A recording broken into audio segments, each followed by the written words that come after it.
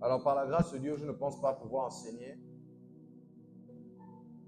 Je veux beaucoup plus exhorter sur le thème de ce matin. L'écoute et la voix de Dieu. L'écoute de la voix de Dieu et la délivrance par les conseils. C'est ce que nous allons voir ce matin. L'écoute de la voix de Dieu et la délivrance par les conseils. Lorsque je méditais ce matin, hier, je suis convaincu que ce sera beaucoup plus une exhortation qu'un enseignement. Parce que nous savons ce que c'est un conseil. J'ai fait une observation, j'ai remarqué, comme on va le voir, que beaucoup d'entre nous, on est beaucoup plus captivés et attentionnés quand il s'agit de prophéties plutôt que des conseils. On a une fâcheuse tendance à aimer tout ce qui est spectaculaire, qui frappe aux yeux. Et à bien des égards, nous passons souvent à côté même de la volonté de Dieu parce que Dieu parle tous les jours. Le Seigneur parle beaucoup par les conseils. J'ai remarqué qu'il y a beaucoup de gens qui ne savent même pas qu'ils ont un don qu'on appelle le don de sagesse, qui se manifeste par le fait de donner des conseils aux gens. Ils sont ignorants eux-mêmes de ça. Et j'ai remarqué également que beaucoup de personnes, ils pensent en fait que quand on les conseille, ce n'est pas un ainsi dit l'Éternel. Et on va le voir par la grâce de Dieu. C'est-à-dire que quand on lit les Écritures, on va se rendre compte qu'il y a ce qu'on appelle le conseil de Dieu. Et souvent les hommes passent à côté de la volonté de Dieu parce qu'ils s'attendent à avoir un songe, une vision, une prophétie, une révélation. Oubliant même que le Seigneur parle également par les conseils. Dans Ésaïe chapitre 11, la Bible parle de cet esprit de l'Éternel et aussi en particulier l'esprit de conseil de l'Éternel. Malheureusement, les hommes sont beaucoup plus tournés vers ce qui est spectaculaire et ils laissent souvent ce qui est simple. Le conseil, le plus souvent, c'est quelque chose de très simple. La manière dont le conseil se révèle à nous, ça ne frappe pas au regard, ça ne frappe pas aux yeux. Et ça fait en sorte qu'on a tendance souvent à négliger ça. Donc je veux parler de deux conseils. Je veux parler du conseil de Dieu qui s'impose à nous.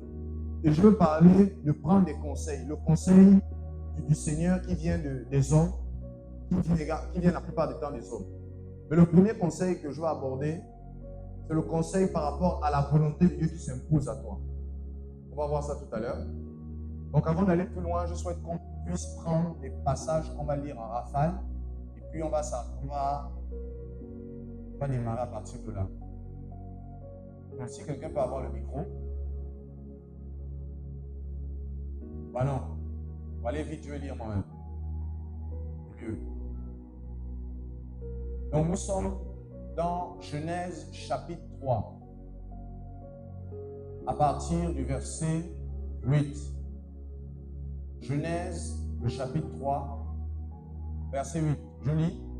Alors ils entendirent, l'homme et la femme, la voix de l'Éternel Dieu qui parcourait le jardin vers le soir.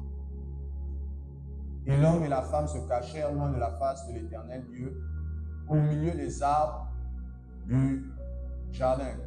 Si vous regardez dans plusieurs versions, certains théologiens ont traduit ça par vers le jour. D'autres ont traduit par vers le soir. Mais entre le soir et le jour, quelle est la bonne traduction? En fait, les théologiens se sont heurtés par rapport à un mot. Le mot qui est traduit par soir ou par jour dans certaines versions, ça ne veut pas dire soir ni jour. Le mot soir, en fait, veut dire rouache. Ça veut dire l'esprit. Et le mot qui était traduit par jour veut dire simplement le temps. On peut traduire ça par période ou le temps. Ça veut dire quoi?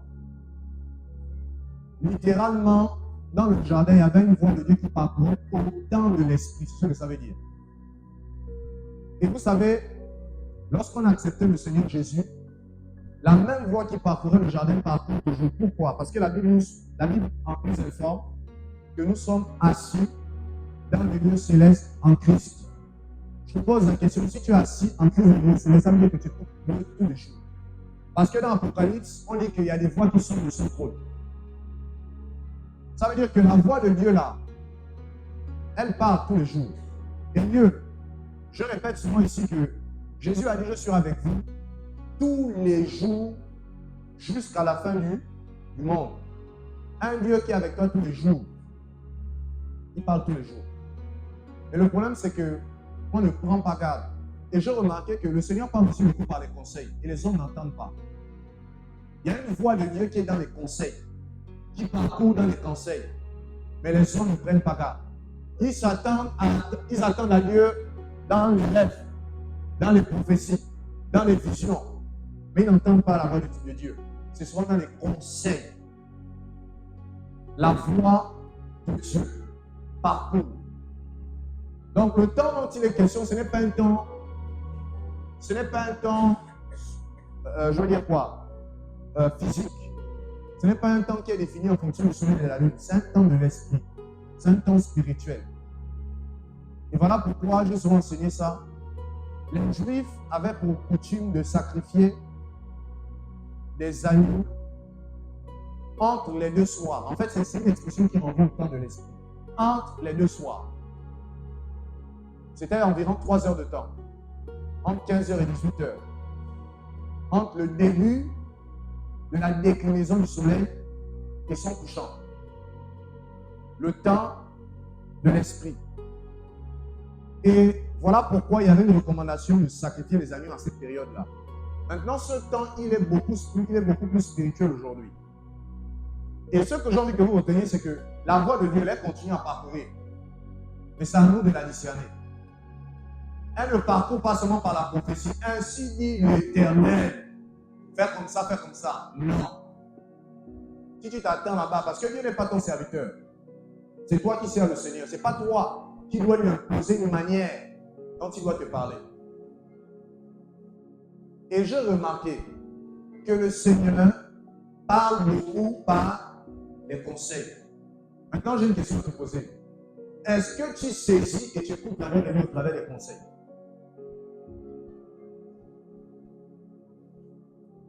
Je poursuis avec la suite des passages. Proverbe, chapitre 19, à partir du verset 20. Écoute les conseils et reçois l'instruction afin que tu sois sage dans la suite de ta vie. Proverbe 11, verset 14. Quand la prudence fait défaut, le peuple tombe. Et le salut est dans le grand nombre des conseillers. On dit le salut est dans le grand nombre des conseillers. Le salut, c'est un mot qui englobe. Écoutez-moi bien. Quand on parle de salut, le mot salut, c'est un mot total. C'est un mot qui englobe les autres mots. Le salut englobe la rédemption. Le salut englobe la délivrance. Le salut englobe la guérison. Quand on parle de salut, c'est un mot complet. C'est comme un sigle. Ce n'est pas simplement un mot simple. C'est un mot qui englobe tout le plan de Dieu. Voilà pourquoi on résume souvent le plan de Dieu au salut. Dieu veut que les hommes soient sauvés. Dans le fait que Dieu veut que les âmes soient sauvées là, ça veut dire qu'il veut que les âmes soient guéries, délivrées, restaurées, fortifiées. Ça englobe tout ça. Donc, quand la Bible dit que le salut vient de la multitude des conseillers, ici, il n'est pas simplement, il n'est pas question de quelqu'un qui est mélangé et puis on vient le sauver. C'est plus profond que ça. D'abord, même dans le contexte, ça fait référence justement parce qu'il fait il mélange, je veux dire, le livre de Proverbes, d'accord? Il y a un mélange, j'ai envie de dire, d'une chose et son contraire. Il met des choses en juxtaposition pour tirer, n'est-ce pas, une conclusion de là. Et vous voyez, c'est écrit, quand la prudence fait défaut, le peuple tombe. Et le salut est dans un grand nombre des conseillers. En fait, là, littéralement, comment on le voit, il fait référence à une guerre. Quand la prudence fait défaut, le peuple tombe. On va le voir. Avec d'autres passages qui font référence aussi, qui font allusion à ça. Dans le cas d'une guerre, on a besoin des services de renseignement. Qui connaît les services de renseignement? Avant d'aller là-bas plus loin, je lis d'abord les autres proverbes. Proverbe chapitre 15, verset 22. Les projets échouent, faute d'une assemblée qui délibère, mais ils réussissent quand il y a de nombreux conseillers. Proverbe 20, 18. Les projets s'affermissent par le conseil. Fais la guerre avec prudence. Vous voyez, si vous comparez Proverbe 20, 18 à Proverbe 15, vous allez voir que c'est la même chose. C'est une rédite d'une autre manière. Parce qu'il parle de la prudence, il parle de la guerre. Et il parle des conseils. Donc, Proverbe 20, 18 dit, les projets s'affermissent par le conseil. Fais la guerre avec prudence. Proverbe 24, 6 dit, car tu feras la guerre avec prudence, et le salut est dans le grand nombre des conseillers. Toutes les entreprises, je donne les entreprises, tous les pays qui font la guerre. Actuellement, il y a une guerre en Ukraine, la guerre en Ukraine, entre les Russes et puis les Ukrainiens. Il y a une guerre en Israël entre les Juifs et puis les Hezbollah. La plupart des grands pays, ont ce qu'on appelle un service de renseignement pour faire la guerre. Le service de renseignement, là, ce sont les conseillers stratégiques. Ce sont les commandants de guerre qui savent, qui connaissent les tactiques de guerre, mais qui partent également prendre des informations dans le camp ennemi. C'est-à-dire que, je vais prendre l'exemple d'une organisation qu'on appelle le KGB. Qui a entendu parler du KGB? On a entendu parler de ça dans l'histoire. Dans l'histoire, on a parlé du KGB, le service de renseignement russe. Ils prennent des renseignements en allant dans les pays. On ne peut pas savoir que ce sont des agents. On les appelle les espions. Donc ils arrivent, ils s'infiltrent dans un pays et ils prennent le maximum d'informations. Le KGB. Il y a également un service de renseignement, l'un des plus terribles, qu'on appelle le Mossad israélien. Ils sont terribles. C'est un service de renseignement juif. Eux, ils sont violents.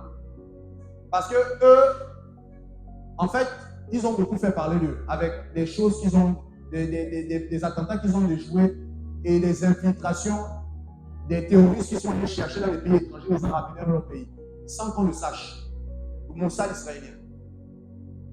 Et vous allez voir que dans la guerre, par exemple, qui est en Israël avec les nations arabes sont toujours frappées et ils sont en arrière par rapport à Israël. Pourquoi? Ils ont un service de renseignement au top level.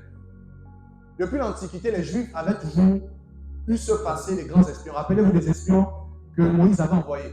Les 2 espions, on ne les a pas repérés, que Rahab, la prostituée, avait gardé.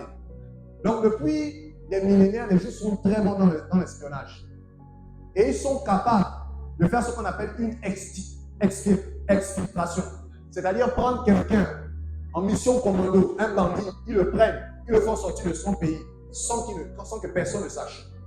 Ou ils sont capables d'aller dans un pays, tuer un grand commandant, personne ne peut les attraper. Ils ont fait ça en maintes reprises. Et par exemple, à cause, n'est-ce pas, de leur stratégie de renseignement, ils arrivent à toujours avoir de l'avance sur leur ennemi. Dernièrement, ils sont allés dans un pays qu'on appelle le Liban. Ils ont infiltré le Liban, on ne savait même pas que c'était eux. Ils ont tué un grand commandant du Hezbollah. C'est un groupe terroriste. En fait, ils font beaucoup ça. Et quand ils détruisent comme ça, les commandants comme ça, la guerre s'arrête à un moment donné parce que les commandants qu'ils attaquent, qui tuent comme ça, ce sont des gars stratégiques.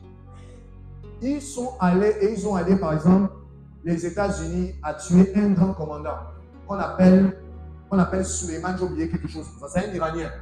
C'était un grand, c'était le chef de l'armée, c'était le chef du renseignement et le commandant, le leader dans l'armée iranienne. Et comme l'Iran s'apprêtait à faire des guerres, ils sont allés avec l'aide des États-Unis, ils ont donné les informations aux États-Unis. Et ils ont détruit le gars. Ça a arrêté un processus de guerre. Parce qu'ils avaient de l'avance. En fait, ils gagnent de l'avance à cause du service de renseignement. Ils sont capables de déstabiliser un pays en infiltrant des personnes à l'intérieur. L'Iran avait ce qu'on appelle, il s'apprêtait à faire ce qu'on appelle une bombe de destruction massive. une arme, une bombe nucléaire. Les Juifs ont infiltré là-bas avec leur service de renseignement. Et ils ont bousillé tout le logiciel qui permettait de programmer, d'accord, la bombe. Ils ont bousillé ça par un virus. Ils ont fait rentrer un virus. Ils ont détruit tout ça. Et l'Iran, à cause du service de renseignement, a perdu 10 ans. C'est-à-dire qu'ils ont mis l'Iran en arrière pendant plus de 10 ans. À cause de quoi? Le service de renseignement. Ils ont fait exploser même les usines. L'usine là où on devait justement, comment on appelle ça?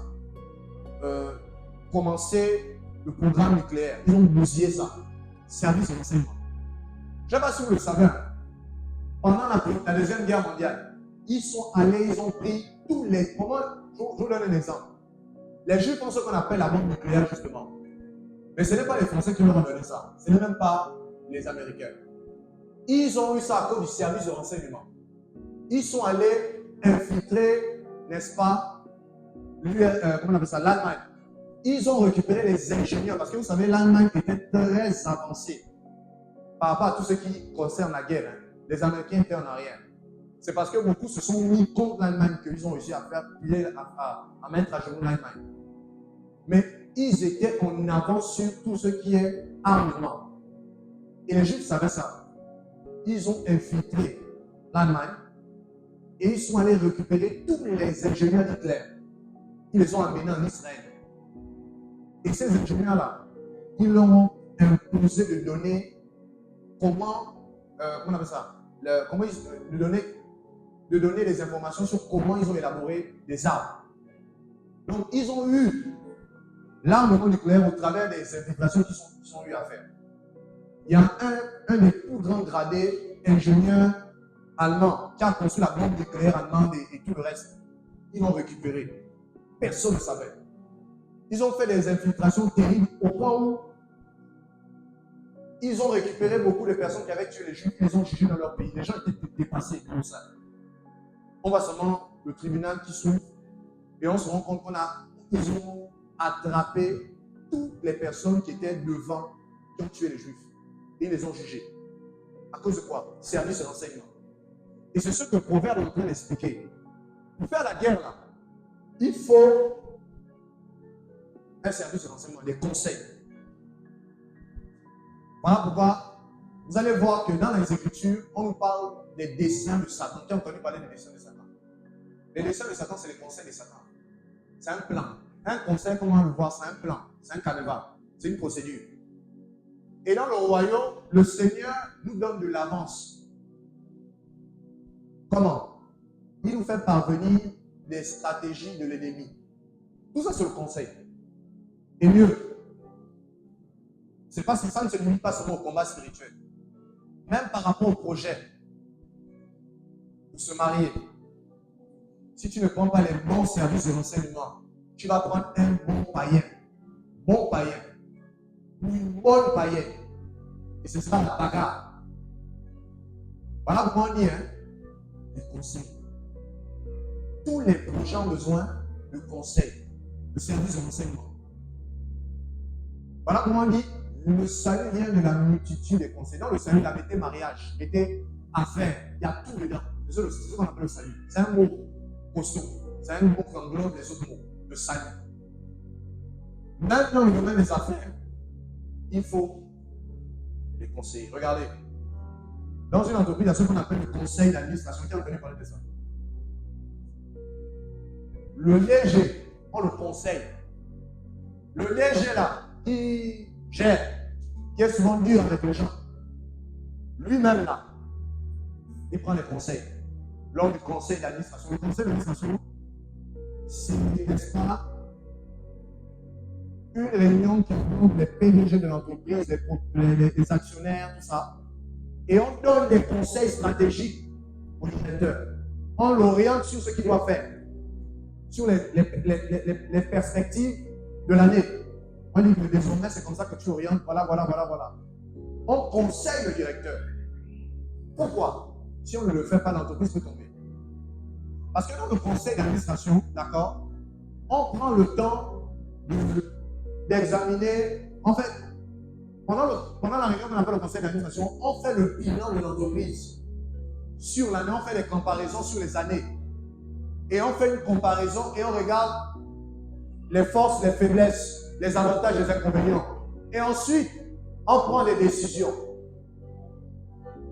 Conseil d'administration. Qui a entendu parler du conseil économique et social? Un pays est géré par ce qu'on appelle un conseil économique et social.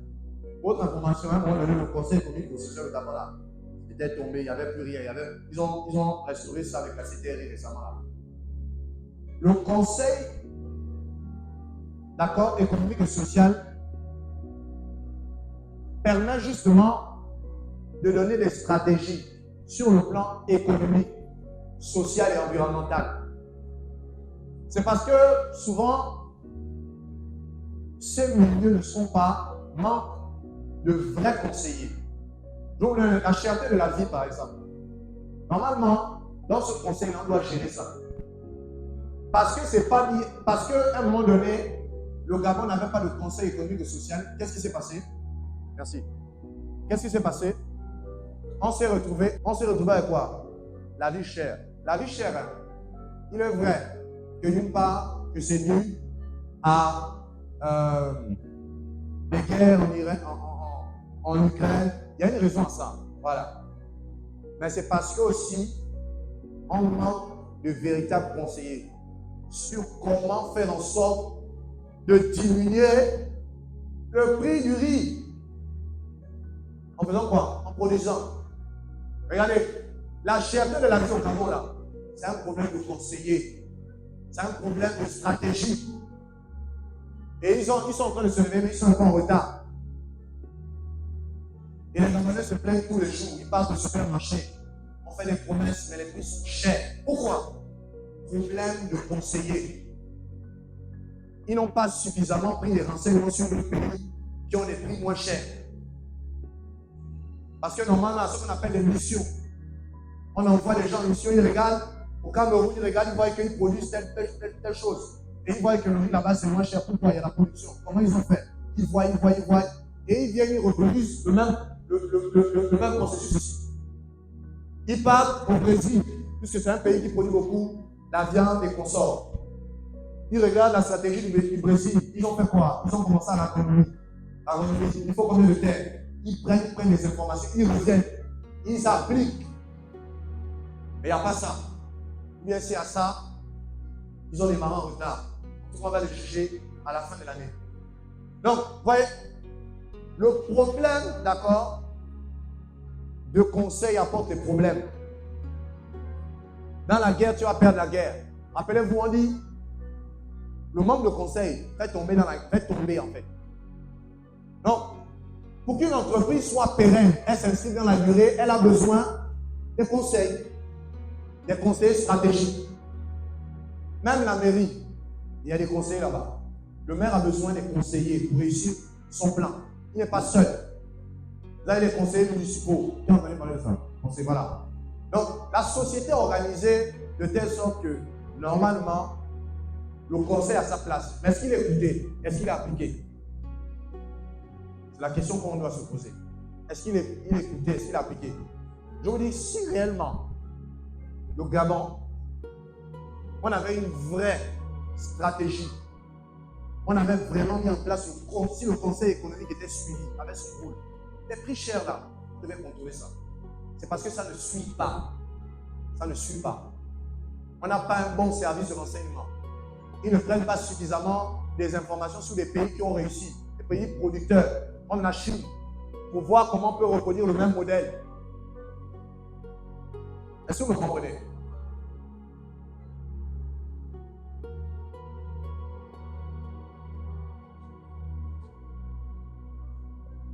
Vous avez ce qu'on appelle des sociétés, on va parler de sociétés de consulting. Sociétés de consulting. Ou des cabinets de consulting. Ou encore cabinets de conseil. En fait, ces sociétés-là sont des sociétés qui viennent t'aider quand tu as une entreprise. Vous avez des personnes qui sont spécialisées en QHSE. Elles te donnent des conseils QHSE. Si tu n'écoutes pas leurs conseils, quand tu as un contrôle, redressement, pénalité, Tu as des personnes qui te conseillent sur le plan financier et sur la fiscalité. Tu fais l'erreur de ne pas écouter leurs conseils. Redressement fiscal, 1 milliard que tu vas payer. Vous voyez, dans tous les domaines, il y a des conseils. Et le manque de conseils fait en sorte que certaines sociétés tombent en faillite. Parce que on les a pas, elles ne sont pas ouvertes au conseil. Elles n'ont pas été suffisamment conseillées. Or, la Bible dit que le salut vient par la multitude des conseillers. Ça veut dire que toi là, tu veux te marier, tu as besoin de conseillers. Avant et pendant ton mariage. Tu veux te marier, tu veux te marier avec un bon païen christianisé. Tu n'as pas appris à discerner, on n'a pas appris à discerner le bon mari. Toi, tu es regardé aux cieux, alors que Dieu regarde au cœur. Adam a regardé à l'os, mais toi, tu regardes à la chair. Tu es d'épouser un païen, mais christianisé. C'est-à-dire qu'il part à l'église, qui chante, qui loue même le Seigneur, qui prie de temps à autre. Mais c'est un mauvais païen, ceinture noire.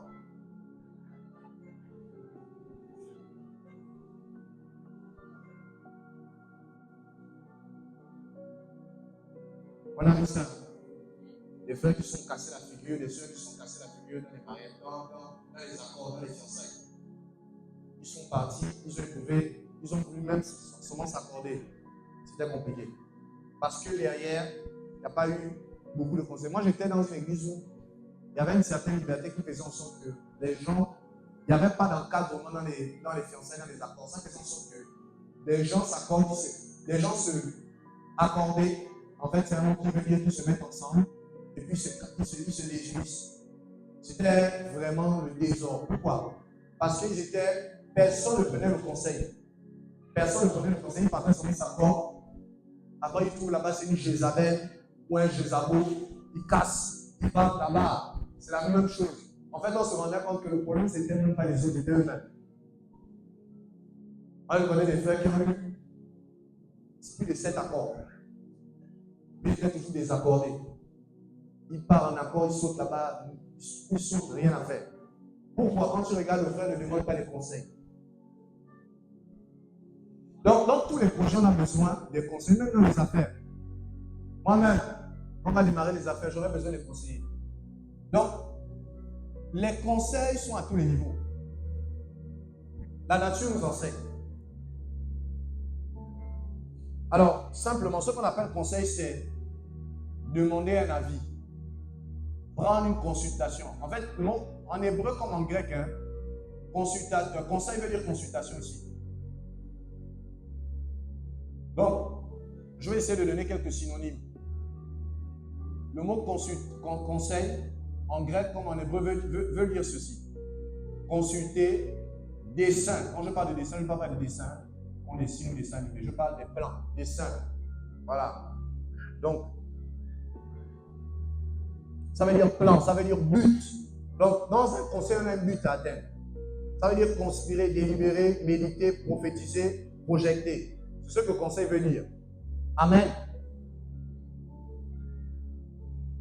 Donc, frère, tu as besoin, nous avons besoin de conseils. Je veux parler du premier conseil, comme je disais, le conseil de Dieu qui s'impose à toi. Le premier conseil, c'est le conseil de Dieu qui s'impose à toi. C'est-à-dire que c'est un conseil qui s'impose à toi. Tu veux, tu ne veux pas. Ça s'impose à toi. Je veux bien expliquer ça. Et le dernier conseil qu'on va voir, c'est simplement d'écouter les conseils. Le fait de se disposer pour écouter les conseils. Et voir la voie de Dieu dans les conseils. Alors, très rapidement.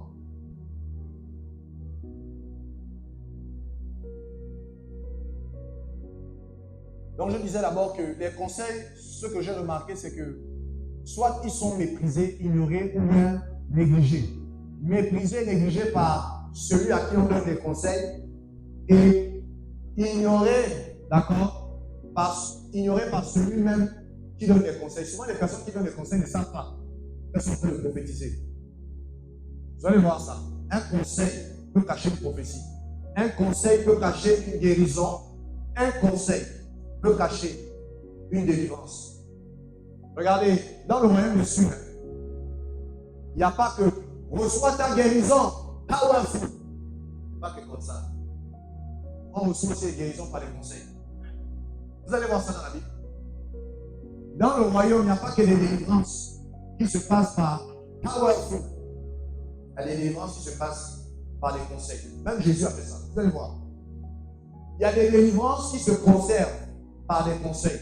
Il y a des personnes, tu peux les délivrer là. Après, elles repartent. On dit les mêmes causes produisent les mêmes effets. Elles repartent faire les mêmes choses qui l'amènent le même problème. Il y a des personnes qui sont guéries, mais elles repartent où il ne faut pas repartir. Elles reviennent malades. Parce qu'elles n'écoutent pas les conseils. Et vous allez voir que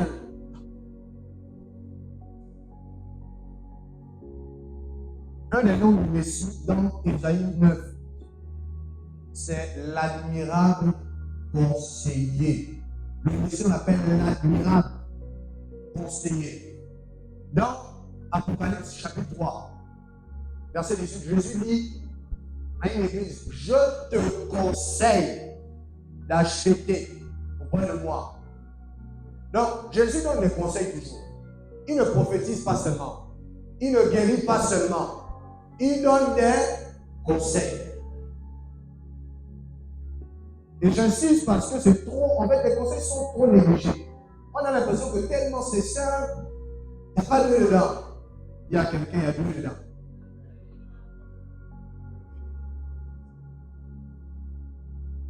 Donc l'esprit de conseil est beaucoup méprisé. Quand on parle de l'esprit de la prophétie, wow! Mais quand on parle de l'esprit de conseil, les gens sont... Quand on parle de l'esprit de puissance, les gens disent wow. Mais ils oublient que parmi les voies de Dieu, il y a la voie du conseil. Il n'y a pas que la voie de la puissance. Beaucoup d'entre vous, vos problèmes continuent parce que vous refusez les conseils. Le problème, ce n'est pas la puissance. Kenneth Hagin, il passait son temps à délivrer une personne. Tous les jours, il tombait sur la puissance. Mais elle repartait malade parce qu'elle n'écoutait pas les conseils. Et un jour, il a bloqué la dernière ligne. Attends, je vais te donner un conseil. En fait, voici ce que la foi explique. Tu dois saisir, tu dois croire que Jésus t'a restauré, que par ses meurtrissures tu t'as guéri. La dame, tous les jours, power, retombe, power, retombe, power, retombe, power, retombe. Il a dit non, là, moi ça me fatigue. Viens, je vais te donner un conseil. Voici la foi. Elle écoutait le conseil, elle était guérie. Il n'y a plus de power, retombe. Power, elle est debout. Elle est guérie. Alléluia. Donc, frère, le conseil. Pose la question à celui qui est à côté d'elle, est-ce que tu écoutes le conseil?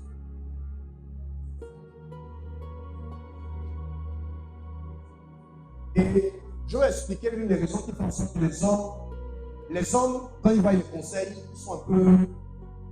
Un exemple concret. Il y a des personnes qui veulent tous les jours la guérison.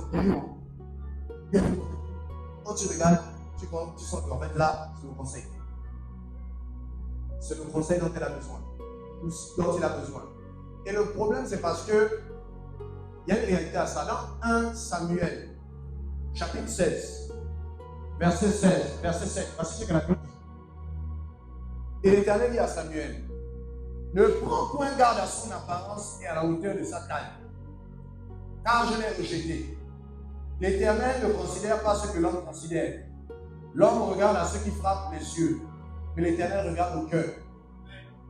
Regardez, l'homme, il aime regarder quand il voit la puissance, il voit la délivrance, il voit la prophétie. Lui, il zappe sur le conseil, il écoute la prophétie. L'homme regarde ceux qui frappent, parce que le prophétique frappe. La puissance, ça frappe à l'œil. L'une des raisons qui font en sorte que les hommes n'aiment pas trop écouter les conseils, ou bien, ils ne voient pas, ils ont du mal à se dire qu'un conseil simple comme ça là, un problème que j'ai depuis 10 ans, on te dit seulement on va faire comme ça, faire comme ça. Nama, qui connaît Nama? Nama, il était grandi par une phrase. Je te conseille, va te tremper cette fois dans le Jourdain, c'est tout. Ici, il a craqué, il s'est levé, il a dit, mais comment le gars là? Je pensais qu'il devait ajouter ses mains, dire quelque chose et puis je serai guéri. Mais il me dit seulement, va te jeter cette fois dans le Jourdain. Il a craqué, il a dit que, attends, la Syrie, il y a des meilleures sources. On a des sources même plus grandes. On en a là-bas. Le petit Jourdain là. Un conseil, va te laver 7 fois. 30 fois, 7 fois. Ça semble simple, il y a la puissance dedans.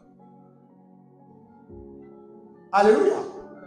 Donc l'homme aime regarder à ceux qui frappent. Ceux qui frappent, c'est quoi?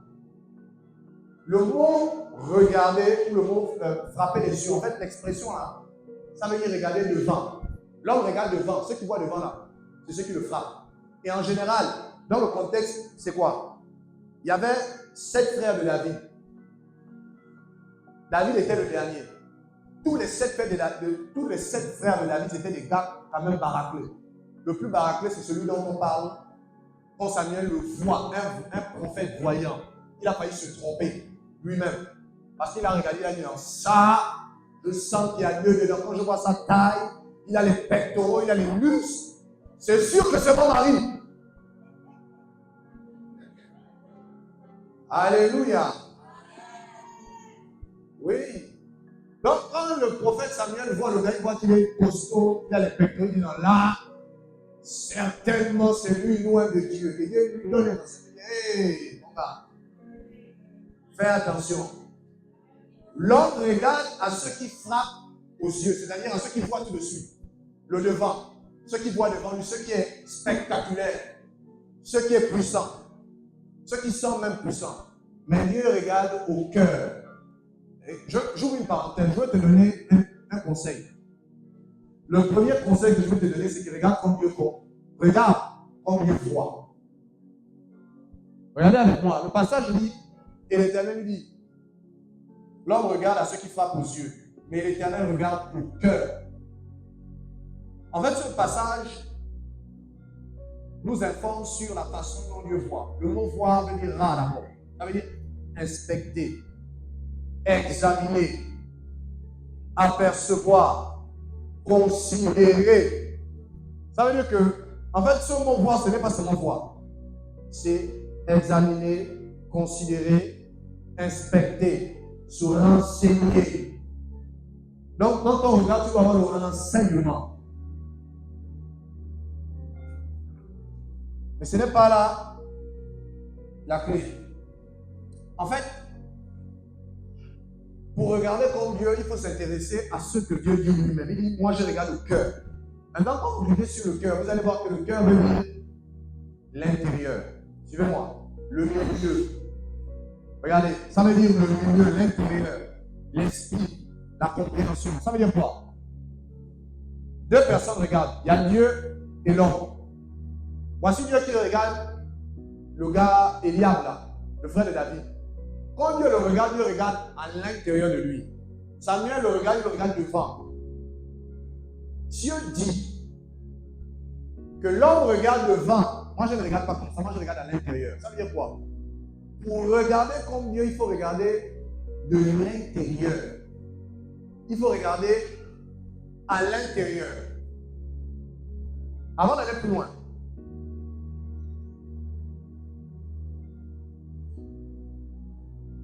Jésus dit, le royaume de Dieu ne vient pas de manière à frapper. La même expression revient. Le royaume de Dieu ne vient pas de manière à frapper les regards.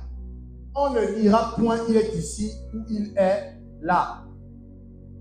Car voici le royaume des cieux est au milieu. Le milieu, l'intérieur. Le milieu. Donc, il y a une manière de regarder. C'est regarder par le milieu. De là où tu vois que tu n'as pas la bonne position, il faut changer de position. Et Jésus, la particularité, c'est qu'il se tient toujours au milieu des choses. Il marche au milieu de cette chose. Voilà pourquoi il faut bien juger les églises. Lui n'est pas à l'extérieur, il est à l'intérieur, regarde. Il voit. Donc, regarder comme Dieu voit, c'est regarder par le Saint-Esprit. Le Saint-Esprit, la Bible dit que personne ne connaît l'homme si ce n'est l'Esprit qui sonde. Ça veut dire que regarder à Dieu, c'est regarder par l'Esprit, mais par le milieu, de l'intérieur. C'est la même chose que Jésus disait aux pharisiens. Il dit aux pharisiens que vous regardez à l'apparence, vous nettoyez l'extérieur de la coupe. Et l'intérieur est sale, rempli non seulement des sujets. Jésus, n'est-ce pas, regardait à l'intérieur. Quand il regardait les pharisiens, il regardait l'intérieur. Les pharisiens, quand vous les voyez, ils avaient une apparence belle.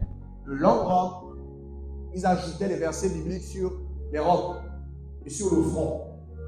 Jésus dit, eux là, c'est des tombeaux blanchis.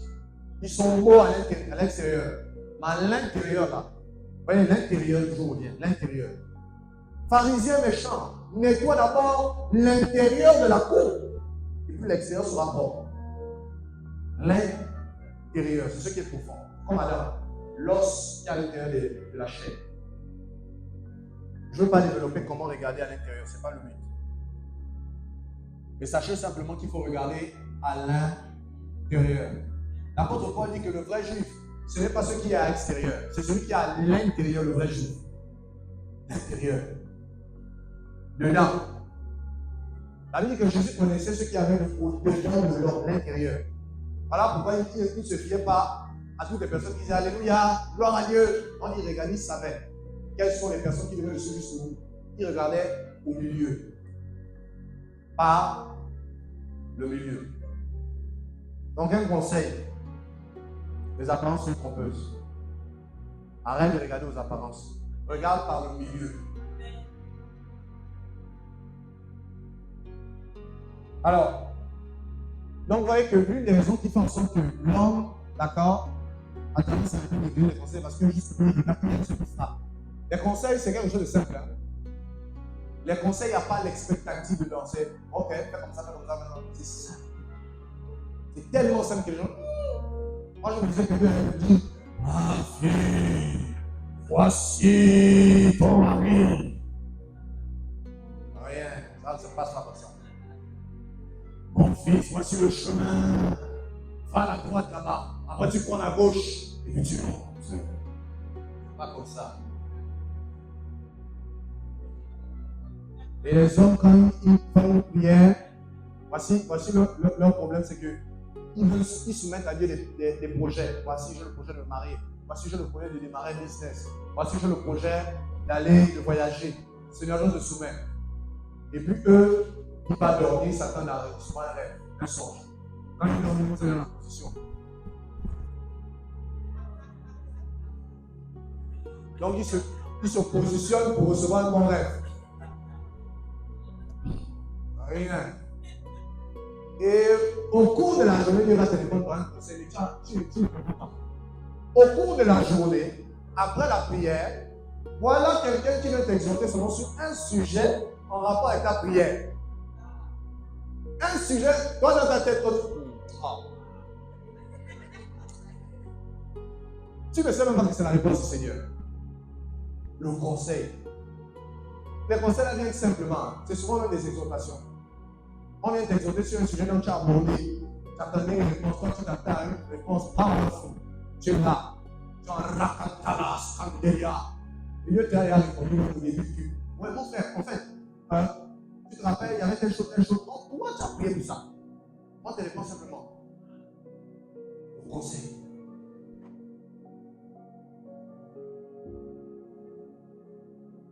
Alors, nous sommes dans 1 Corinthiens 14, verset 6. Je vais insister sur le fait que Dieu parle de plusieurs manières, pas par la prophétie seulement. Sinon, il dit Dieu au prophétique. Dieu est apostolique, il est évangélique, il est pastoral. Alléluia. Il est doctoral aussi. Il n'est pas que prophétique. Alléluia. Voilà. 1 Corinthiens 14, 6 dit ceci. Ah, c'est l'apôtre Paul qui termine de parler des langages de Dieu, des dons spirituels. Regardez ce qu'il dit. Regardez ce que Paul dit. Paul arrive au verset 6. Prêtez toute votre attention. Prêtez attention pour moi. Et maintenant, frères, de quelle utilité vous serais-je si je venais à vous en vous parlant en langue? Paul parle d'un premier type de langage de Dieu. Il parle de langue. Ensuite, il dit, et si je vous parlais par révélation, ou par connaissance, ou par prophétie, ou par doctrine, on peut ajouter, ou par conseil. Plusieurs manières dont Dieu parle. Paul est en train de dire que Dieu peut parler par langue. Parce que quand on interprète les langues, c'est la voix de Dieu. Alléluia. On a souvent fait l'exercice ici, non? Paul nous dit que non, Dieu ne parle pas par langage. Si je viens aussi, je peux vous parler par révélation. Dieu parle aussi par révélation. L'apôtre Paul a reçu le fonctionnement de l'Église par révélation. C'est par révélation que j'ai reçu. J'ai une connaissance du mystère de Christ. Alléluia. Très bien. Paul parle également par connaissance. La parole de connaissance, ce n'est pas la prophétie. Paul parle par connaissance. Il peut parler une chose. C'est-à-dire qu'il peut aborder une chose par connaissance, mais il ne s'arrête pas là, il est aussi par prophétie. Il peut prophétiser. Il ne s'arrête pas là. Il peut parler par doctrine. Frère, écoute-moi bien, sœur. La volonté de Dieu, ce n'est pas seulement par la prophétie que ça va tu vas comprendre ça. Moi, je dis souvent à certaines personnes qui se posent, par exemple, des questions. Il y a certaines questions qu'elles se posent. Je leur dis attention, Dieu parle aussi par la doctrine. Voici ce que la doctrine dit. Dieu te demande de te sanctifier. Attends pas de recevoir la prophétie. Sanctifie-toi. Tu vas attendre. Sanctifie-toi parce que c'est doctrinal. La doctrine enseigne. Donc, frère, si vous méditez les Écritures, vous allez rencontrer beaucoup de réponses sur les questions que vous vous posez. Parce que Dieu parle par doctrine. Que dit la doctrine du renoncement sur mort? Quand quelqu'un, par exemple, est dans une situation de péché, tu ne dois pas t'attendre à ce que Dieu te parle par prophétie. La doctrine te dit le renoncement aux portes. C'est la première partie de la doctrine. Renoncer à vos vies. Celui qui veut me suivre renonce à sa vie. Mais si tu te dis que pour que Dieu me parle, je dois attendre si c'est vraiment la volonté de Dieu que je renonce ou pas, tu vas être un galérien. Tu vas galérer dans ton attente et tu risques de passer à côté. Parce que Dieu parle par doctrine et par conseil également. Donc, voyez, ici, on a les modes de langage du Seigneur. Alléluia. Est-ce que vous comprenez quelque chose? Donc, frère, je t'encourage. Quand tu cherches la voie de Dieu, la volonté de Dieu, ne te limite pas à attendre une prophétie. Regarde ce que la doctrine dit. Regarde ce que la connaissance dit. Alléluia. Ça, c'est important. Sinon, tu vas attendre. Il y a une personne, j'ai mis une image. J'ai expliqué ça. Dans l'image, c'est un homme qui lance la canne à pêche. Il est de l'autre, il est d'un côté du pont, il lance la canne à pêche. Et il s'attend. Il se dit, il va patienter. Que non, il faut juste patienter. Admettons que le fait qu'il lance sa canne à pêche et le poisson, ça soit la volonté de Dieu. Il est en train d'attendre la volonté de Dieu, il attend. Mais de l'autre côté du pont, il y a beaucoup de poissons. Et le message de l'image, souvent, ce n'est pas un problème de patience, de temps. Il faut changer de direction. Ça veut dire quoi? Souvent, quand on a un problème, on te dit que tu patientes là, quand tu patientes, tes rêves trop. Toi, ton problème, c'est que tu patientes trop les prophéties. Change un peu l'orientation. Écoute maintenant les conseils.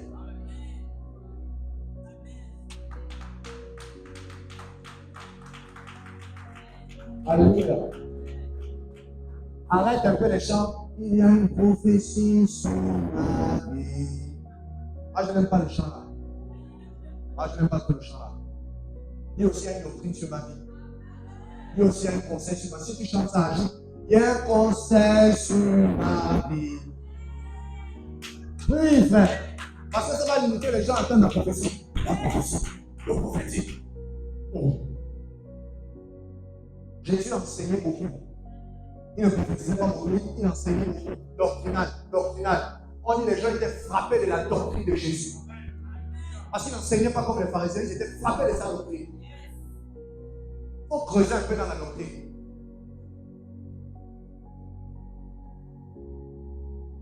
Donc, Dieu a un conseil, frère.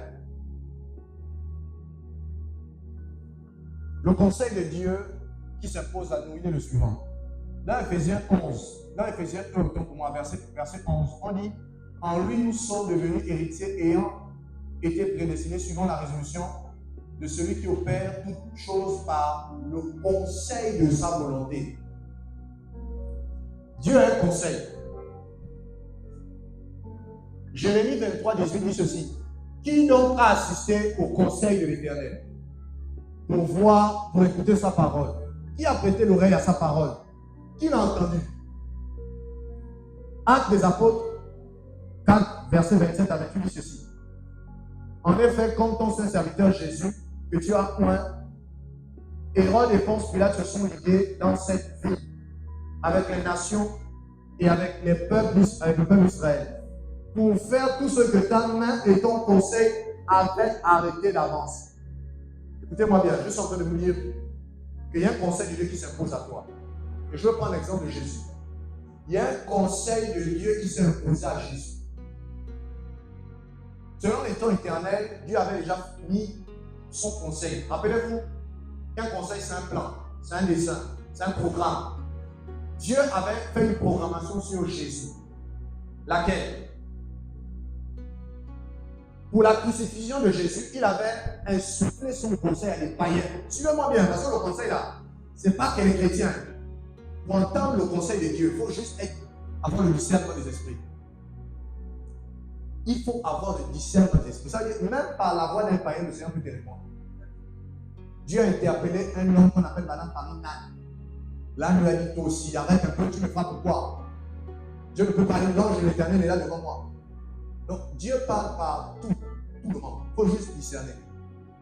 Et Jésus, il devait être crucifié. Comment il devait être crucifié? Dieu a insufflé son conseil à Hérode et puis à Ponce Pilate. Mais pas seulement, il a aussi insufflé son conseil aux pharisiens de crucifier Jésus. Vous allez le voir. Et on dit que Hérode et Ponce Pilate se sont mis ensemble, ils se sont ligués pour tuer le Messie selon le conseil de Dieu.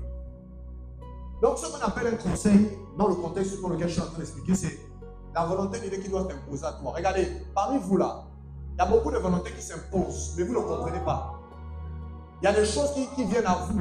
Vous ne comprenez pas, vous êtes en train de combattre contre le conseil de Dieu. Je brise, j'annule. Je vais bien m'expliquer.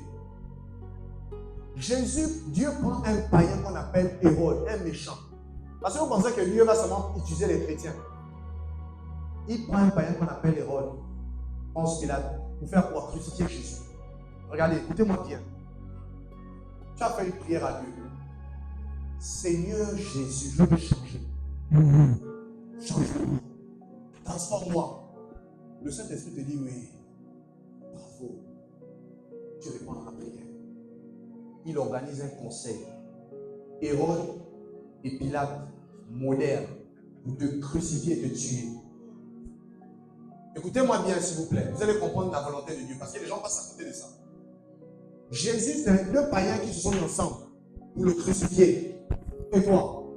La Bible dit que de même que nous avons souffert, il a souffert, nous aussi nous avons souffert. Il y a les souffrances du Messie que tu dois vivre, selon le conseil arrêté de Dieu. Parce que tu as fait une prière, Seigneur, je vais changer, je suis trop colérique, je m'énerve. Dieu te dit, attends, il y a Hérode et Pilate au travail. Dieu te dit, calme-toi, il y a Hérode et Pilate au quartier. Ils vont se mettre ensemble. Ce sont des ennemis, mais ils vont se mettre ensemble. Ce sont des collègues qui ne s'aiment pas. Mais pour toi là, ils vont se mettre ensemble pour crucifier ta chair. Le conseil de Dieu. Parce qu'il a envie de te transformer, de te changer. Il dit, attends. Hérode, Pilate, voici ce que vous allez faire à mon enfant. Faites comme ça. Voilà. Comme ça, il va mourir pour l'humanité et l'humanité sera sauvée. Faites comme ça. Dieu, dans son conseil, il reçoit Satan, qui a envie de faire du mal à Job. Vous vous souvenez de l'histoire? Le conseil de Dieu. Et c'est comme ça que dans le conseil de Dieu, Dieu dit à Job, il n'y a pas de problème. J'ai adjugé le conseil, va lui faire ce que tu veux. Mais ne touche pas son âme. C'est le conseil de Dieu. Et Job perd tout en une fraction de seconde. C'est dans le conseil de Dieu. Parce qu'il y a un but. Rappelez, un conseil, il y a un but dedans. Conseil veut dire également but. Il y a un but que Dieu veut atteindre avec toi. Il y a un but que Dieu veut atteindre. Il veut que par tes meurtrissures, tu puisses guérir les personnes qui passent par là. Paul dit, la consolation dont nous avons fait l'objet, nous consolons ceux qui passent par là. Les meurtrissures de Jésus nous ont guéris. Tes meurtrissures peuvent guérir les personnes qui sont autour de toi. Voilà pourquoi il te fait passer par des situations. C'est ce qui est arrivé à Joseph. Regardez, Joseph, il a fait des rêves, des bons rêves. Comme toi, tu as fait beaucoup de prophéties. La prophétie, homme de Dieu, voici ce que j'ai vu la nuit. J'ai fait une vision sûre. J'ai fait beaucoup de foules autour de moi. Je prêchais, les gens tombaient. Waouh, gloire à Dieu. Dieu te dit, ok, il va organiser ça. Il nous donne son conseil. Il dit, bon, pour son cas là, voici ce qu'on va faire. Et c'est ainsi qu'un homme comme Joseph, qui avait aussi des visions, parmi lesquelles les autres gerbes, ses frères se prosternaient devant lui. La lune et le soleil devaient se prosterner. Il dit, il n'y a pas de problème, je vais accomplir la vision là. Ce n'est pas un problème. Dieu part conseiller. Il prend Judas. Il prend tous les frères de Joseph. Il dit, regardez, je vous conseille. Vendez-le en Égypte. Allez le vendre en Égypte. Et les gars, ne sachant même pas que c'est la volonté de Dieu, au-delà du fait qu'ils sont des méchants, parce que la Bible dit que Dieu transforme, il transforme les choses. Même celui qui veut te faire du mal, Dieu transforme sans bien. C'est ce que Joseph enseignait. Voilà comment les personnes s'organisent pour faire du mal à Joseph. Lui aussi ne comprenait pas, il n'avait pas la révélation du conseil. On le prend, on le vend en Égypte. En Égypte, là-bas, il rentre en prison. Il sort de la prison, il devient gouverneur, père spirituel du Pharaon. Est-ce que vous savez qu'il était le père spirituel du Pharaon? C'est écrit comme ça. Il est le père du Pharaon, chef de sa maison. Il est devenu le père du Pharaon. Et il est fort probable que le Pharaon, là, c'est Toutankhamon. Dans le famille de Toutankhamon, un grand Pharaon. Ramsès II, c'était à l'époque de Moïse. C'est curieux, hein? Les deux grands pharaons que le monde connaît là, c'est les pharaons bibliques. Il est fort probable que le pharaon, à l'époque de Joseph, c'était l'un des plus connus, le Toutankhamon en question. Et donc, il est devenu père spirituel de Pharaon. Son père spirituel. Par le conseil de Dieu. Regardez un peu avec moi Genèse. Genèse, chapitre 45. À partir du verset 4 à 8, je vais le lire. Genèse, chapitre 45, à partir du verset 4, 5 à 8. Joseph parle à ses frères. Là, on est jamais à la fin de l'histoire. Là où il interpelle ses frères. Ses frères l'ont fait souffrir. On l'a vendu aux Ismaélites. Vous savez que Joseph, c'était une préfiguration de Jésus, non? Jésus a été vendu par ses frères. Jésus a été vendu par ses frères, les pharisiens, c'était les juifs. On l'a vendu aux Romains, aux païens. Comme Joseph qui a été vendu aux païens. Vous voyez? Joseph, c'était une préfiguration du Messie. Et qu'est-ce qui se passe? Voici ce que la Bible dit. Maintenant, Joseph les exhorte. Il dit maintenant, ne vous affligez pas et ne soyez pas fâchés de m'avoir vendu pour être conduit ici. Car c'est pour vous sauver la vie que Dieu m'a envoyé devant vous. Voilà 2 ans que la famille est dans le pays. Et pendant 5 années encore, il n'y aura ni l'apport, ni l'amour pour son compagnon ni moisson. Dieu m'a envoyé devant vous pour vous faire subsister dans le pays et pour vous faire vivre par une grande délivrance. Vous faire vivre par une grande délivrance. Hein? Vous voyez, les conseils, la délivrance. Ce n'est donc pas vous qui m'avez envoyé ici, mais c'est Dieu. Il m'a établi père de Pharaon, père spirituel, je ne peux pas. Maître de toute sa maison et gouverneur de tout le pays d'Égypte. Prenez Genèse 50, verset 18, juste le verset 18. Genèse 50. Non, laissez même. 19 plutôt. Prenez Genèse 50, verset 19 à 20. Quelqu'un qui a le micro, dit rapidement.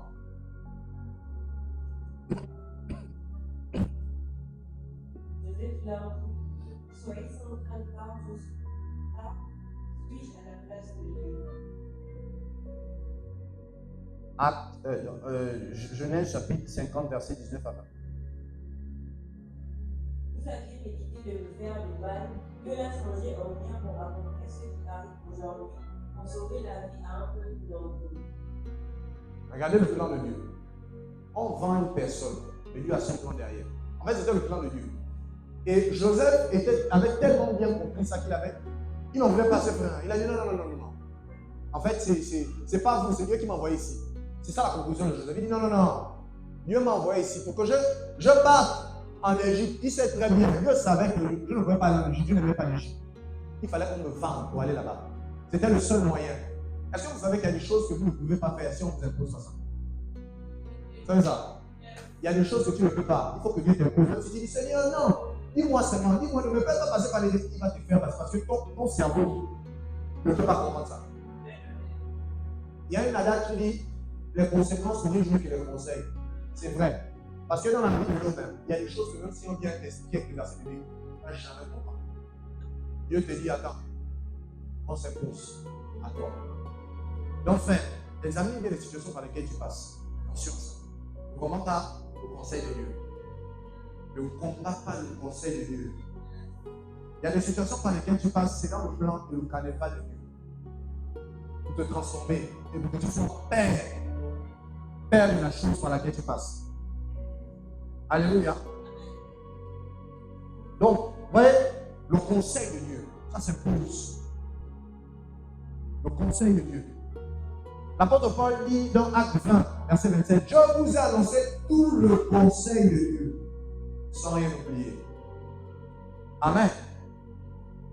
Donc voici ce que l'esprit de conseil peut faire. C'est d'abord le fait que Dieu lui-même impose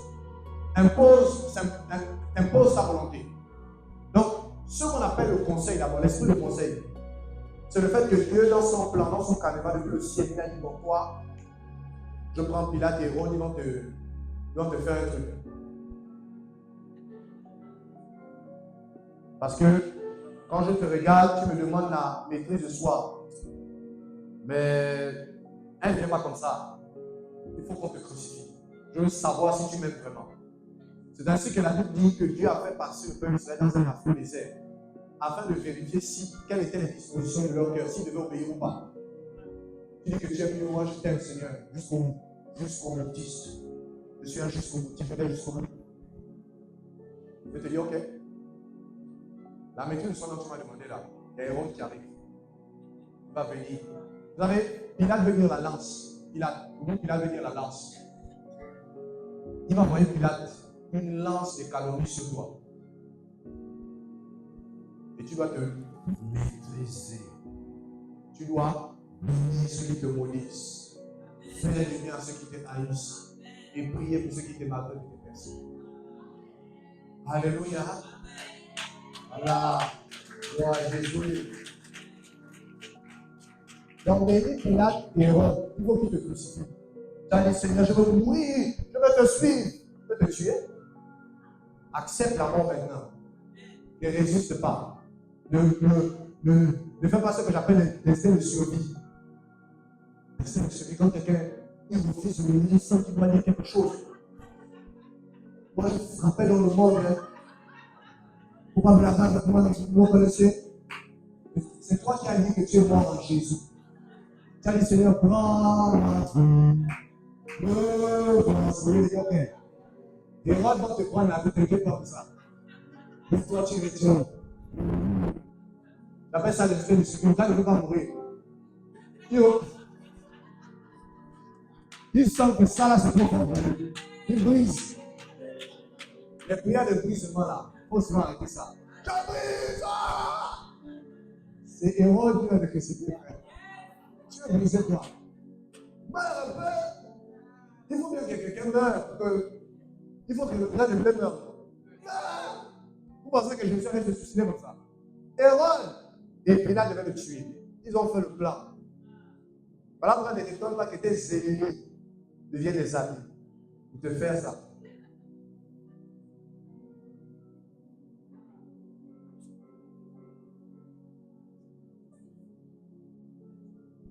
Donc, frère, j'attire notre attention sur le conseil de Dieu, c'est très important. Regardez, il y a un homme qu'on appelle un livre Achitophel. Achitophel. Il a terrorisé David, il a fait ça dur à David. Achitophel, là, c'était quelqu'un qui était d'une extrême sagesse.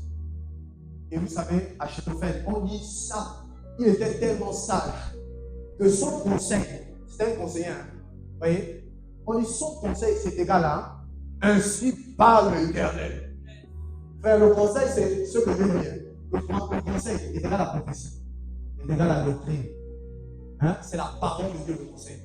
Et Achitophel, là, quand il t'amène que tu viens d'abord ici, il te conseille, tu sais, voilà. Son conseil qu'il t'a donné là, c'est comme si Dieu avait donné le conseil. Il était terrible. Et pour votre information, c'était l'arrière-grand-père de Salomon. Achitophel. Le grand-père de Bathsheba, la mère de Salomon. Pas en vain, Salomon est sage. Il a pris la même portion aussi. Donc, Achitophel en question, il était trop sage. Et vous savez, il va trahir David. Mais les conseils qu'il va donner au fils de David, là, ça va détruire David. Les conseils d'Achitophel, là, c'est des conseils même que les gens récupèrent, les méchants récupèrent. C'est des conseils terribles. Il va lui demander, regarde, pour asseoir ton autorité, prends toutes ces concubines, mets un lit et tu couches en public avec elle devant. C'était terrible. Ça va déstabiliser la vie. Il va dire, tu vas asseoir ton autorité comme ça là. Et ça, c'est passé comme ça. Et vous savez, les méchants appliquent des conseils comme ça. Les méchants, et ils deviennent encore plus forts. Les conseils d'Achitophel sont terribles. Et qu'est-ce qui se passe? La Bible dit, les conseils donnés en ce temps-là par Achitophel avaient autant d'autorité que si on avait consulté Dieu lui-même. Il en était ainsi de tous les conseils d'Achitophel, soit pour David, soit pour Absalom. Vous voyez, c'est la même chose. Parce que, rappelez-vous, je vous ai dit conseil, c'est une consultation. À chaque fois que tu pars voir un ministère, c'est une consultation, c'est un conseil. Alléluia. Donc, je vais avancer et je vais terminer par le conseil, ce qu'un conseil peut cacher. Donc, on n'a plus assez de temps, donc je vais m'arrêter avec deux à trois exemples. Maintenant, je disais qu'un conseil peut cacher une guérison. C'est-à-dire que quand tu conseilles, fais attention au conseil, ne te dis pas qu'on va souvent prier pour toi. En tout cas, moi, ceux qui me conseillent, les choses où je ne prie plus. Laissez-moi retourner du travail spirituel. Moi, je n'aime pas l'expression un travail spirituel. On va d'abord faire un travail spirituel. C'est une expression que je n'aime pas, ça sonne mal. Travail spirituel, on va d'abord faire un travail spirituel. Jésus n'a pas fait de travail spirituel. Paul n'a pas fait de travail dans l'esprit spirituel, ce travail spirituel-là. Ça, c'est une expression, c'est un protocole qui a été mis en place, j'ai envie de dire, sur une organisation humaine. Ce n'est même pas une organisation scripturelle. Travail spirituel, travail spirituel. Regardez. Il y a des guérisons qui viennent par les conseils. Je veux bien m'expliquer. Il y a des guérisons qui viennent par des conseils. Il y a des délivrances qui viennent par des conseils. Il y a des conservations de guérisons, des délivrances qui viennent par les conseils. Ça veut dire que tu peux être guéri, mais si tu n'écoutes pas les conseils, tu vas tomber malade. Regardez. Jésus a plusieurs fois dit à des personnes, va mais ne pêche. Conseil. Je t'ai guéri, non? Je te donne un conseil. Va mais ne pêche. Mais ça veut dire quoi? Vis la vie de sainteté. Écoutez-moi. J'encourage et j'exhorte tout le monde à vivre une vie de sainteté. La vie de sainteté fait éviter les maladies parce que le péché est lié à la maladie. La maladie est le péché. Je vais souvent expliquer ça. Le mot maladie veut également dire peste, maladie. Le mot mort autant pour moi. Il y a un mot mort qui veut dire thanatos. Ça veut dire maladie, peste. Ça veut dire quoi? Dans la maladie, dans la mort, vous trouvez la maladie à cause du péché. On dit le péché est entré dans le monde par un seul homme, le péché a amené la mort. Donc maladie, cancer, toutes les choses là. C'est le péché qui a amené ça. N'oubliez jamais ça. Ceux qui donnent à la maladie de pouvoir atteindre une personne, c'est le péché. Jésus n'était pas malade, il ne péchait pas. Le premier homme, avant qu'il ne pêche, il n'était jamais malade. Donc, la maladie, c'est une résultante du corps de péché.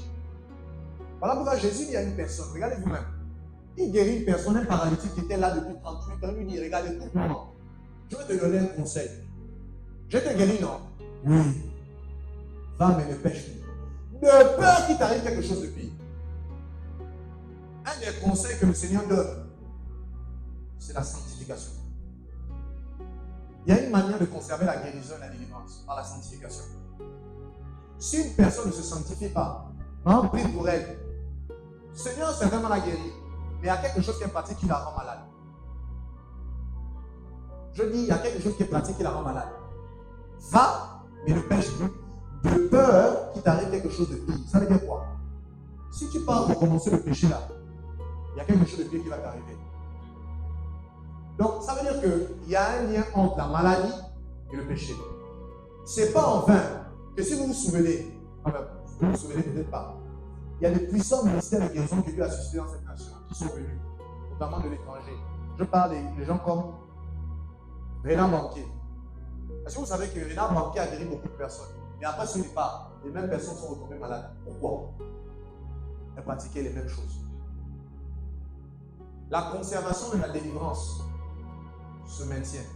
Sinon, Jésus n'allait pas donner un exemple où il a dit, lorsqu'un démon quitte un corps, donc supposons que quelqu'un soit délivré, un démon quitte un corps, il va, il trouve une maison, il part dans le lieu aride, il n'est pas en paix, parce que les démons ne sont pas en paix quand ils ne possèdent pas un corps. Ils n'ont pas la paix. Ils sont agités. Donc ils tournent, ils sentent que je marche dans le désert, c'est la galère, je ne mange plus, on me donne plus les sacrifices. Non, non. Quand il revient, il retourne, il trouve que, oh, attends, la personne n'a pas une vie de sainteté, et le Saint-Esprit n'est pas entré en elle. Oh, il appelle 7 autres démons qui sont plus coriaces que lui pour se maintenir. C'est les gardes corps. Et il vient, ta situation devient pire qu'avant. Pourquoi? Vie de sainteté négligée. Or, Jésus donne un conseil. Va, mais ne pêche pas. Mais il n'y a pas que ça. Il y a un homme d'entre nous là que Jésus a guéri. Je pense que vous connaissez cette histoire. On parle d'un navire que Jésus a pris. On a amené à Jésus. Jésus l'a pris. Regardez ce que. On va le lire. Un gars qui était avec Jésus le prend. Il a terre par la main. On dit Jésus le fait sortir du village. Son village. Sortant du village. Et après, Jésus impose les mots au bas. Il dit, qu'est-ce que tu vois? Il dit, je vois des arbres qui sont comme des hommes qui marchent. Il dit, ok. Il impose encore les mains. Et il dit, je vois maintenant tout clair. Voici ce que Jésus dit. Retourne dans ta maison, ne retourne pas au village. Retourne dans ta maison et ne retourne pas au village. Si le gars là, il repartait au village, il devait être encore malade. Parce que son problème, c'était là-bas. Le conseil que Jésus lui a dit, c'est que regarde, toi ton problème, c'est que dans le village là, il y a des choses que tu es en train de faire là-bas. Il y a des choses qui se passent sur toi. Les arbres qui sont comme les hommes là, enlève le corps de là-bas. Quitte. Toi ton problème, c'est que parce que tu es dans un lieu où tu dois pas être. Je te conseille, mon frère, quitte ton pays, quitte ta patrie. Donc frère, il y a des guérisons qui ne viennent que par le conseil. Tu es tout le temps malade, Dieu te dit, quitte là-bas. Quitte là-bas, quitte le village. Parce qu'il y avait des choses, il y a un mouvement bizarre qui se passe au village. Et frère, ce principe est toujours d'actualité. Il y a des lieux où tu ne dois pas rester. Le cas du gars là, Jésus le prend, il le fait sortir du village. La première chose que j'ai crois, si Jésus imposait les mains comme ça au gars, il ne devait pas guérir. On dit Jésus là, alors puis par la main, viens mon petit. Ok. Bon. Imposition des mains. Tu vois quoi? Je vois les hommes qui sont comme les arbres. Ok, ça c'est le village certainement. Tu vois quoi? Là je vois clair. Ok. Bon, tu es guéri, non? Oui. Retourne au village. Fini. Va rentrer dans ta maison. Donc, tu veux la guérison. Écoute tes conseils. Tu veux la guérison. Écoute tes conseils. Sinon tu auras le même problème qui va durer. Alléluia.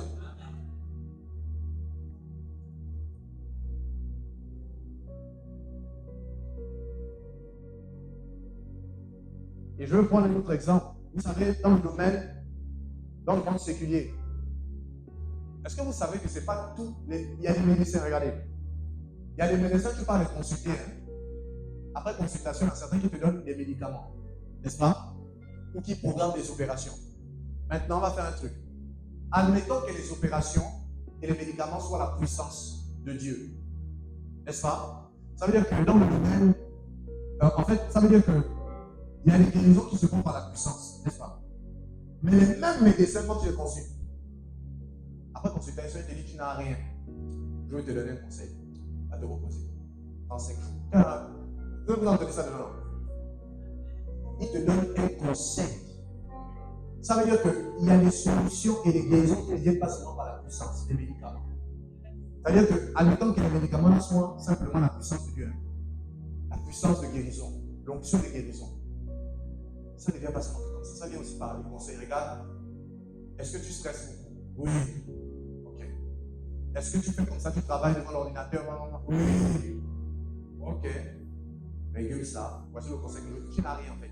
Voilà. Si tu n'écoutes pas leurs conseils, tu vas toujours avoir le même problème, même si tu prends les médicaments.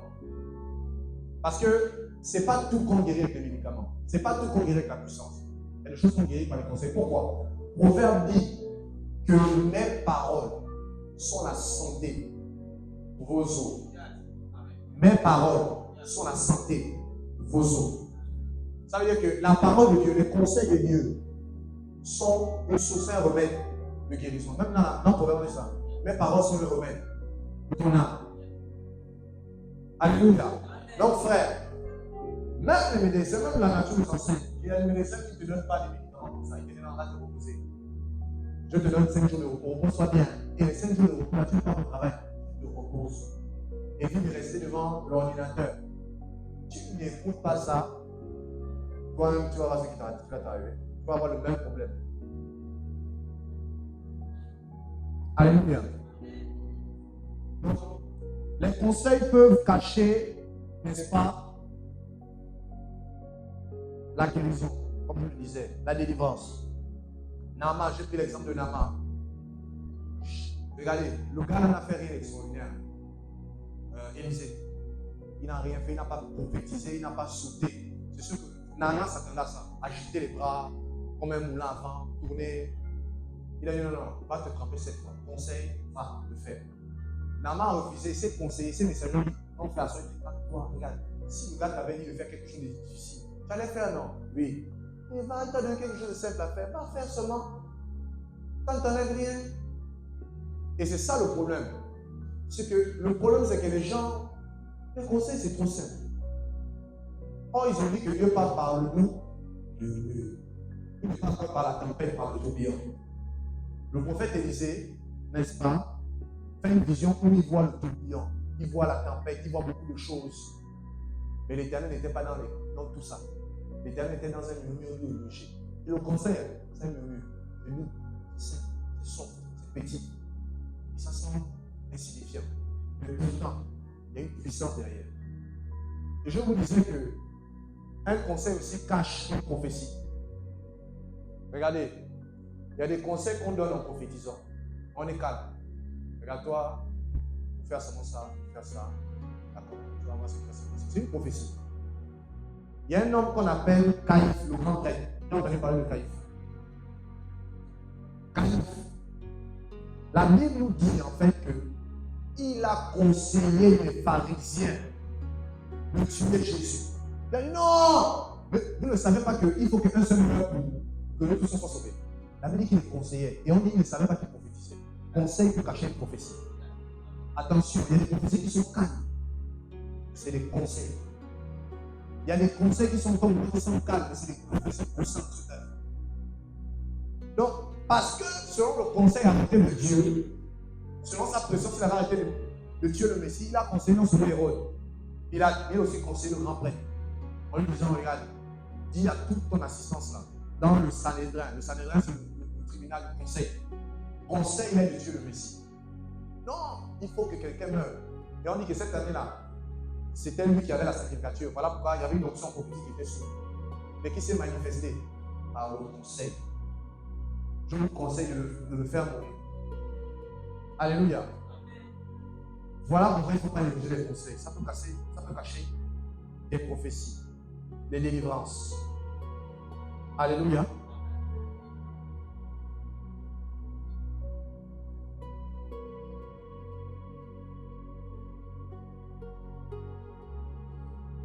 La plupart du temps, les conseils, je termine par là, cachent la sagesse infiniment variée de Dieu. Est-ce que vous savez que l'un des rôles de l'Église, c'est de pouvoir transmettre, faire connaître au monde la sagesse infiniment variée de Dieu? La Bible dit que le monde doit connaître par l'Église quelle est la sagesse infiniment variée de Dieu.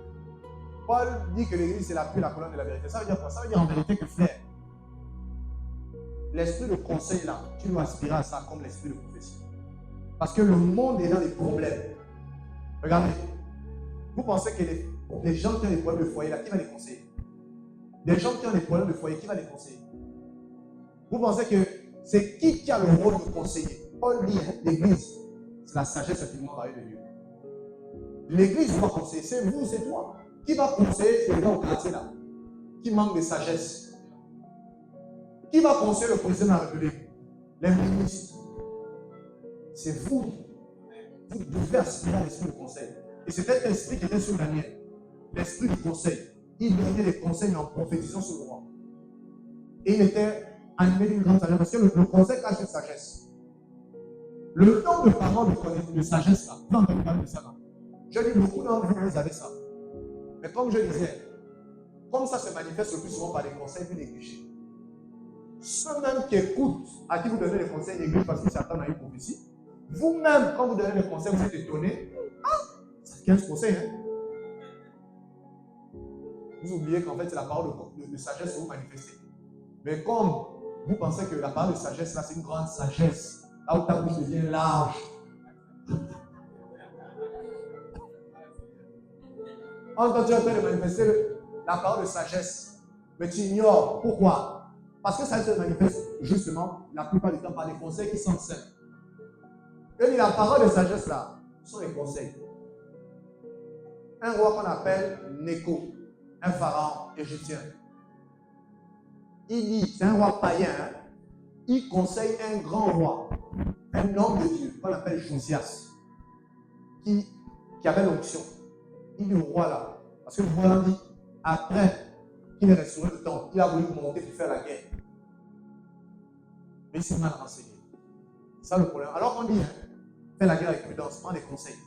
Il a voulu montrer contre le roi, il a voulu monter faire la guerre à Carchemish. Non, même pas Carchemish, à Megiddo. Il a voulu monter dans la vallée de Megiddo, là où il y aura la troisième guerre mondiale. Bientôt, on va commencer à enseigner sur la fin des temps. Oui. Il va commencer à enseigner.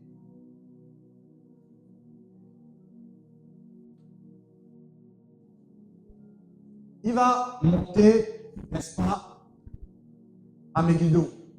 Mais comme il avait oublié que le prophète avait conseillé de prendre des renseignements, prendre des conseils, d'avoir des conseillers, qu'est-ce qu'il va faire? Il va monter. Avant de monter, le roi Néco païen là, va lui dire, mon gars, l'Éternel m'est apparu. Il m'a dit, je te demande pas contre moi, sinon tu vas mourir. Je te conseille de ne pas monter contre moi. Ne viens pas me faire la guerre. Frère, il y a des combats qu'on ne fait pas. Il y a des combats, il faut d'abord consulter le Seigneur. On ne s'engage pas partout dans les batailles, n'importe comment. Il dit au gars, ne monte pas contre moi, sinon tu vas mourir. L'Éternel m'a dit ça. Et lui, il est comme le païen là. Moi j'ai l'onction sur lui, j'ai l'onction sur lui, mais pas de quoi. Il va monter au sol. Il va mourir. Parce qu'il y avait des révélations dans ce conseil qu'il lui a donné. Donc frère, les conseils, même les inconvertis donnent des conseils. C'est pas tout qu'on écoute, hein. On écoute avec l'oreille de Dieu, on regarde. Non, ça c'est pas de Dieu. Parce que tu regardes de l'intérieur. Alléluia. Je dis un conseil là, même ça peut venir des parents. Je ne parle pas des conseils abominables. Oh, toi aussi. Quand même un copain, toi aussi. Pas les conseils là.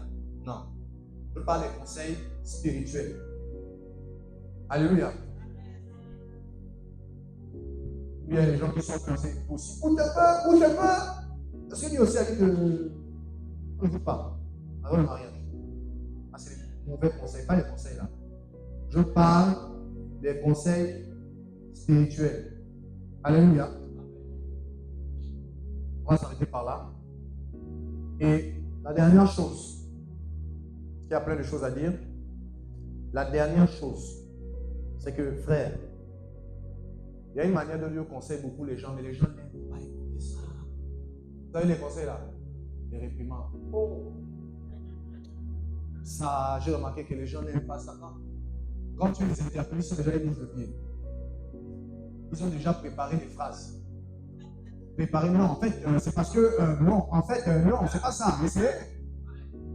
Frère, dans le proverbe, c'est mourir les passages qui te disent.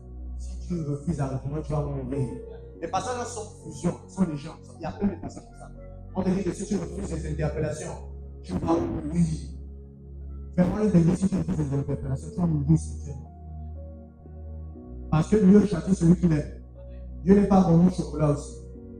Mais Paul dit, hein, désirez, qu'est-ce que vous voulez? Est-ce que vous désirez que je vienne avec la carotte? Non, pas la tête, utiliser la douceur ou le bâton.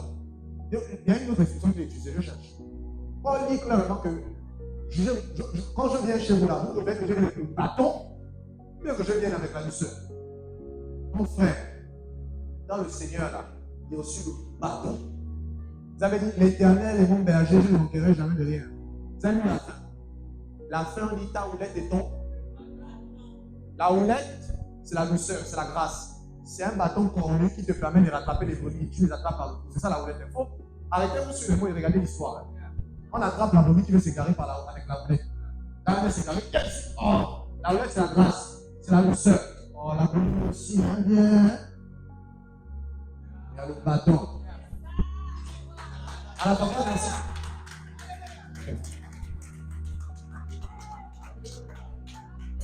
Donc, il y a le bâton là.